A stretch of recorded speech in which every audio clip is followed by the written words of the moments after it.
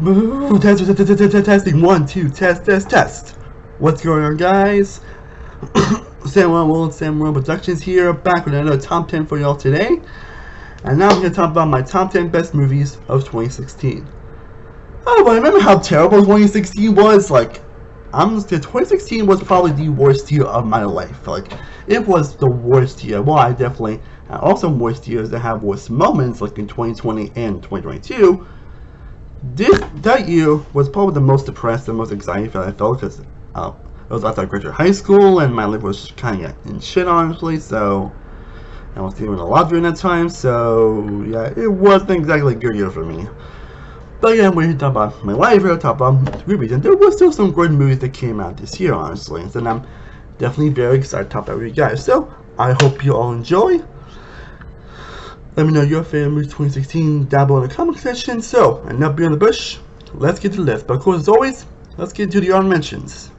And the honorable mentions are Cafe Society, Swiss Army Man, The Accountant, Ouija Origin of Evil, Zootopia, The Jungle Book remake, Deepwater Horizon, and the three honorable mentions that were definitely very tough to live on the list: The Conjuring 2, Hacksaw Ridge, and The Nice Guys. So, yeah. But anyways, let's get to the list, shall we? Kicking off the list at number 10, because from my words, that would be kind of underrated, and I'm pretty sure a lot of people will as well, and that is Hell or High Water. Like, I remember this being a film that kind of came out of nowhere, and yeah, it ended up really surprising a lot of people for being one of the best westerns to come out in recent memory. And I stand by that. I still stand by that. This is an incredible film. That's very dramatic, goes into some very odd directions. You got Chris Pine until one his, probably in my opinion, his best, probably the best performance that he has ever given. Like, damn, Chris Pine. But even Ben Foster is great, but Jeff Bridges easily runs away in terms of the screen time and the character development, and even people like Gil Burningham's also pretty good as well. And it goes in some very surprising and interesting directions that you would not expect a movie like this to go. It has some pretty solid actions, it's pretty solid back and forth. It definitely doesn't feel like your typical Western movie, but it definitely delivers on being a dramatic movie that goes in some fine directions, especially in the third act with one character. It's like, whoa. Not much of the music is great, the editing's fantastic, cinematography, just an all-around perfectly enjoyable and dramatic film that goes with some really big real emotions. Now, coming in at number 9, we have A Monster Calls, a film that I always loved, but I feel like it's gotten much better, honestly. I actually remember seeing this film like about a month before it actually came out. I'm not going to see a screen of this. I didn't know much about what was going on, other than this, a little bit of the story and who was in the movie. It's also directed by the guy who did The Orphanage, which is a pretty underrated horror movie, and The Impossible, also not an underrated movie, and of course this guy later did Fallen Kingdom, and whatever was the greatest, I wouldn't say it was anything that Jay Bernard did, honestly, and I'm definitely looking forward to see what this guy does, because especially this movie, just wow. Got another film that's like very fan school, as it's about a kid who's basically struggling with her mom's terminal illness, and she's faced by this monster played by Liam Neeson, who basically tells like certain stories that kind of connect in a lot of areas, and it really delivers on that front. And the visuals on the monster are fantastic, the stories that get told are really compelling. The kid actor is also pretty great. Sigourney Weaver also does pretty well and has some pretty back and forth. Toby Kebbell, Lewis McDougall, Felicity Jones especially, because probably my opinion her best performance that she has given here. And it's that really goes through some pretty emotional directions. Again, also directed by Jay Barnes is great. It truly delivers on the emotion. That's great. Yeah, another film that feels very real and like some stuff could actually happen. It's probably obviously being fantastical, but I think that element really adds so much to the movie, especially with the stories that the monster is telling. Yeah, and this is definitely another underappreciated movie that if you guys not checked out, I definitely recommend you should. And now we actually get to another film that also got a very early screening to at number 8 during that time, and that is Patriots Day. A film that going in, I did not know much of anything about it, other than it's done by Peter Berg, who, this was when he did, Lone Survivor, which was on my top 10 best movies 2013, I think it was number 10. And he also did Deepwater Horizon, which is probably the film that I would say barely missed my list, but it is an incredibly tense, thrilling movie. That's definitely the definition of intensity done right. And this is basically tells onto the story of the Boston Marathon bombing that happened in 2013. And got Mark Wahlberg, Kevin Bacon, John Goodman, J.K. Simmons, Michelle Monaghan. A really stacked cast here. And I would say, in my opinion, this is the best performance I've seen from Mark Wahlberg. Like, this is, honestly, I was kind of hoping that he actually would get an Oscar nomination during this time because he absolutely delivered in terms of performance. Like, the emotion, the passion, the heart that he delivered. Again, he does a very good job with, portraying the real stories of the Boston Marathon bombing while also being like special to those who, of course, suffer from that whole incident. Now, they even focus actually on the terrorists in this movie, actually, which is something I was not expecting. And also wanted to be an Alex Wolff, who I thought was actually pretty. I mean, the actor also pretty good as well. You got Melissa Bessnet, who basically is, of course, Supergirl, and she was also pretty good here as well. And I like how they kind of more humanize the terrorists. Oh, of course, they don't, like, obviously, often try to excuse their actions, but I'm actually impressed they actually more humanize them and get some pretty intense and thrilling sequences throughout the movie. It's paced very well. You get some pretty heartfelt and emotional scenes, especially this one crying scene from Wahlberg that still lives rent free in my head. So yeah, this is another movie that's definitely recommended if you have not seen the Rampage. I'm not sure no even got the movie came out, but I think it's probably be like 7 years. Damn, 7 years. I think the movie still holds up pretty well, and it's still pretty impactful. Again, it does a good job with honoring like what happens, or at least honoring the deaths and all that stuff, while telling a very compelling narrative. Man, we get into more 2016 was a year of a lot of underappreciated movies. As at number 7, we got Kubo and the Two Strings. This, of course, is done by Leica, who is an incredible stop-motion studio. This is, of course, the same people that did Coraline, which is incredible. Paranorman, which is fantastic. Patriots, not the best, but it was still a pretty good movie. Of course, they did Missing Link after this, which is from I also think is pretty underappreciated. But I different between this or Coraline, which one is actually my favorite. And I also just realized I think I actually forgot to put Coraline in my best, which was 9, and I think I would put tied number 5, honestly. So, but yeah. Leica is still a fantastic studio. Kubo the Two Strings is an incredible film. Again, the stop motion aspect is fantastic. The storytelling is great. It's a very unique story in this movie and what they tell it. The characters are compelling and interesting. The themes that it really tells, the music, the very interesting likable characters, what they go through. Again, you got Art Parkinson, Charlize Theron, Matthew McConaughey, Ray Fiennes, Rui Mallah, George Takei. Again, down the voice casting, they all deliver great bringing these characters to life. Again, the action scenes are great, the story and the lore is great, just, again, another underappreciated gem that you should check out. And I never realized that 2016 was actually filled a lot of these movies. I think a few of them even are mentions, but, yeah. And now we get to another underappreciated one at number 6, so this one has kind of gotten more love in last couple years, which I'm definitely happy about. That is the coming-of-age film, The Edge of 17. This is another film I got to see at a very early screening, honestly, and I still flat loved it. And it's a film that I think the more I watched it, the more I appreciate it. It's a film I watch very often, but once I do, I just love it. I just enjoy it so much. And it's definitely interesting. It's definitely a different type of comedy movie. It doesn't go for the typical trope that you would expect. I think what makes this film stand out is that Hannah Staffel's kid in anything about Hannah Staffel fantastic. She basically has done some pretty terrible things throughout the movie. Yeah, I think that would kind of just like think, oh, it's okay and all that stuff. No, they don't play around. Like, they don't. It's one of the reasons why they make you sympathetic to her decisions. They don't try to excuse it. They don't try to kind of forget it even happened. Like, this film doesn't bullshit around all that stuff, and that makes it very much unique. Because, well, yeah, in these kids that you should not like, you're not really supposed to like Nadine. You're not supposed to sympathize, but you're not supposed to like her. And Hannah Staffel plays that to perfection, and her back and forth with Woody Harrelson, who's fantastic here, is just phenomenal. This is also the first time I see Haley Richardson in anything, if I remember correctly, and she was pretty great here as well. Even Kyra Sedgwick, though, had some really great moments, honestly. And also Blake Jenna, that was pretty good, and definitely his back and forth, Hayden Senso, like, everyone was great throughout the movie. And the movie does a lot more realistic and comedy, like, a lot of good message on social anxiety and on certain aspects and certain things of what people go through during this type of situations and everything.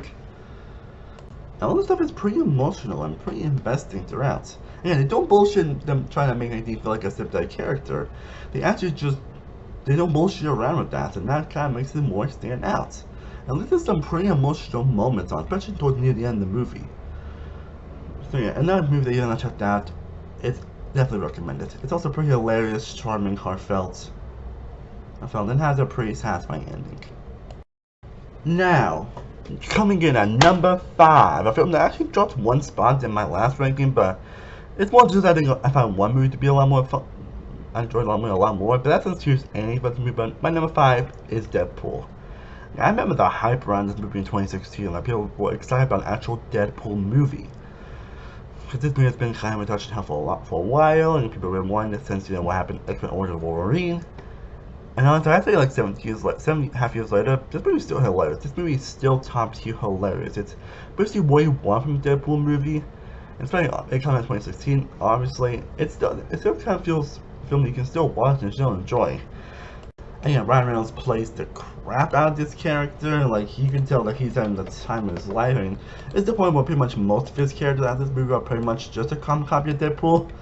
Which could be a good thing or a bad thing depending on who you talk to, but I really mind it, honestly. You just got Marlon Bronson, who was great here, X-Scourge, TJ Miller, Giancario, like Brianna Hildebrand. You guys are pretty fun, interesting characters, some fun Easter eggs, stuff back and forth. Again, this is basically what you want a Deadpool movie to be. There also is a very nice love story between Deadpool and character Vanessa, played by Marlon Brother, who have fantastic chemistry. Again, from the opening sequence alone, you are laughing your ass off for what goes on. Other than that, cab driver as well, fantastic as well, fantastic back and forth. Yeah, the action scenes are killer and great, and so much fun to watch. From that, puts a big grin on your face, especially all the stuff they make fun of here, and all the stuff they poke fun at. So, yeah, what else can I say? And originally, Deadpool was my favorite comedy, but after rewatching this movie very recently, I was like, yeah, it has to be higher than that. It's pop star. Never stop, never stopping. A film I definitely always loved, but it's a film I think that the more I watched it, the more I just fell back in love with this movie so much. It's a movie that basically is honestly, it's kind of like more made for if you're huge on the Lonely Island music and Andy Samberg. And that's kind of what I enjoy, because I do love Lonely Island. I feel this, and basically it's kind of like a parody of obviously, documentary music stuff and music documentaries in general, just rising star fame in general. And I think like Andy Samberg is fantastic here. And the movie is just gut-busting, consistently hilarious throughout. Andy Samberg delivers here as well, and Joe McConan, actually Shiva, I hope I got the name right. Yeah, pretty much everyone does a great job. You also have a lot of like celebrities that appear and can go inform from mockumentary type of thing, and it makes for some more pretty hilarious stuff, some nice back and forth between a lot of different characters and a lot of crazy situations that happen. About the movie, especially one involving Seal, which we had to see movie to know what I'm talking about. And the music and the soundtrack I still bop to this very day, because the kind of ones being I'm So Humble, Equal Rights, Finest Girl, Bit Leiden, which it just has to do something, because when I laugh at that song, it's like, wow. And again, the songs are just freaking hilarious and laugh out loud. Oh my god. But yeah, I just can't help but smile and laugh with a lot of these songs that was silly, but and the film injustice to live on. It's not one thing that's also bombed well, but it's also kind of falling in recent years, which I'm happy about because it definitely deserves it. Now we're at the top 3, and basically my top 3 is actually still the same top 3 actually as my original list of 2016. These ones have not changed honestly. So at number 3 we have Captain America Civil War. Still in my opinion one of the best MCU movies. Definitely one of the most watchable MCU movies. Still has some of the best action set pieces, some of the biggest stakes of the MCU. That's still what's going on. If anyone Endgame, honestly, I don't need to say more. I think I talked to me a lot on this channel. Honestly, it has some of the best MCU moments, some of the best character moments. Uses Black Panther and Spider-Man incredibly well. Again, it's basically what Batman and Superman should have been. And I just feel like I talked to me so much on this channel, so I feel like I don't need to say anymore. Now at number 2 we have Denis Villeneuve's Arrival, which in my opinion is the best film that he has done so far. It is my opinion my favorite of his movies. It's the one I think has the most impactful, the most biggest impression on me. And it's one of the films that the more I come back to it, the more I loved it, the more I appreciate every single aspect of it. And it's definitely not your typical alien invasion movie, but there's no like action set pieces, there's no like say like battle or whatever other stuff. It's actually a very compelling drama. With him trying to understand what these aliens are saying or what's their purpose. And you got Amy Adams delivering the performance of her career, and it's still a goddamn shame that she did not get an Oscar nomination for this performance. Even Jim Randall is pretty good as well. The cast itself is pretty good here as well. Again, it definitely is a bit of a slow burn, but it's a slow burn that you're still compelled by. You still care about the characters. The visuals are amazing. It has a very compelling message. It has an incredible twist that just like, whoa. Which when you feel it, honestly, in the ending and the third act. It's just an all-around incredible film that I always enjoy coming back to. But my number one is, in that case, my number one is still my number one favorite movie of 2016. It's still my number one. I'm pretty sure it's still number for a lot of people 2016. And that is La La Land. A film that I feel like a lot of people have kind of gone down on recently, honestly. At least from what I heard from some people, but I still love La La Land. I still don't know I think this is better Whiplash, honestly. I always roll back and forth on that, so you can have to consider them tied, honestly, because I think both of them are masterpieces. But Whiplash was definitely a dramatic masterpiece. La La Land is a musical masterpiece. Yes, I want to look seriously to La La Land to be the best musical ever made, and for good reason. Yeah, they must show really crafted an incredible romantic story again. Part of the third movie with Ryan Gosling and Emma Stone, and this is probably the best chemistry that they have ever done. And they have a great back and forth, had a great story of how they end up together, and of course what happens near the end is really sad but really bittersweet and compelling. They give their some of the best performances, which is starting a lot for these two actors. And the story is great, you still care about the characters that are going on. You can feel the heart in every sequence. And the soundtrack, honestly, this is definitely one of the best movie soundtracks of all time. There are a lot of random times where I still, there are a lot of random times where I get a lot of the music still stuck in my head. Like, randomly I would sing Another Your Sun, randomly I would sing Set of Your Stars, like, randomly I would sing Audition if It Was a Dream. Like, the music here is fucking phenomenal. And it's one of the soundtracks that I rarely would get stuck in my head and would just sing along. That's how good the soundtrack is. That's how good a lot of the moments are in this movie. It's a very interesting love story that goes in a very different direction than you would expect. And I want to know some people apparently did not like the ending. I thought the ending really adds so much to the movie. So yeah, it's a magical experience that I always look back to, and that's why La La Land is my favorite movie of 2016. Well guys, that was me talking about the best movies that came out, probably the worst year of my life. But I still hope you all enjoyed this list. Let me know yours down in the comment section. Next one's about 2017, which is definitely one of the films I'm definitely excited to talk about so much. So I hope you all enjoyed that list. Definitely let me know your favorite 2016 down below in the comment section. Let me know if this must be the same, what other films I should include. I would love to know down below. I'm excited to get these videos done. I am Sam One, World of Sam Productions. I will see you next time, as always. Stay cool, liberty. Peace.